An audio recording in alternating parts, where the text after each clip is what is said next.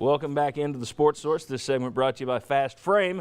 It is the place to go for speedy, quality framing in Knoxville. I've used them for years, but in addition to frames, they also have prints and artwork available right there in the store. Great for a high-end look in your living room or your office, or just a quick poster or a UT print. They got a lot of UT stuff for your dorm room or your rec room. Fast Frame, you see right there, they've always got some art of Knoxville. They've always got UT art. It's really good stuff they do. Fast Frame. So even if you're not just looking to get something framed, if you're looking to get a gift for somebody, Fast Frame's the place to go. Check them out. All right. Very quick segment here, guys. The SEC Media's preseason predictions were made this week. 3 of you were down there voting in this, I assume. Let's go ahead and take a look at how they saw the East and West falling out. If we've got that graphic, there we go. Georgia, number 1 in the East. Florida, number 2 in the East. Tennessee, number 3. That's actually what we said on the show last week as a panel. It was Georgia over Florida, 1-2. And we also had Alabama over Auburn, 1-2 in the West, just as the media had down there. My question, looking at that list, and we'll keep it up there for you, anything stand out? Anything there surprise you at all? Well, and if not, that's fine. I voted Florida to win the East, not Georgia. Okay. I don't see any big surprises. I also voted Florida over Georgia. I had Tennessee 3rd in the East. Actually, that's right. We did say Florida. It was 4-1 last week. We did have Florida over Georgia. So never mind what I just said. On this show, we said Florida over Georgia. But I don't know that that's a huge shock, though. We also said that we thought Georgia would get it. Yeah. We thought Georgia would be I was a little picked. surprised to see South Carolina over Kentucky with all of the love Kentucky was getting. With Kentucky's schedule, I think they could compete. I think that 3, 4, and 5 hole is exactly a pretty big. You could flip those guys in a lot of directions, I think.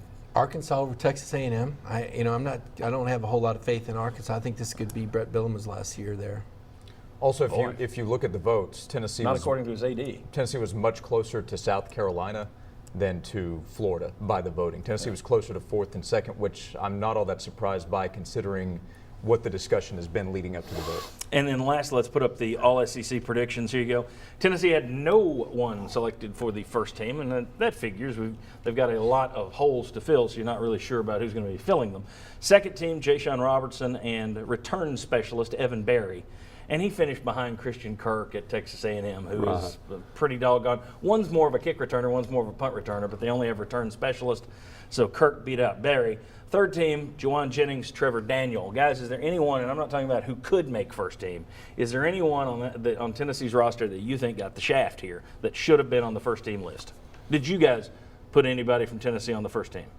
Well, the way the ballot was, it wasn't. You were just picking 3 punters. You weren't ranking them 1, 2, 3. So okay. Well, if you had been forced to choose first team, no.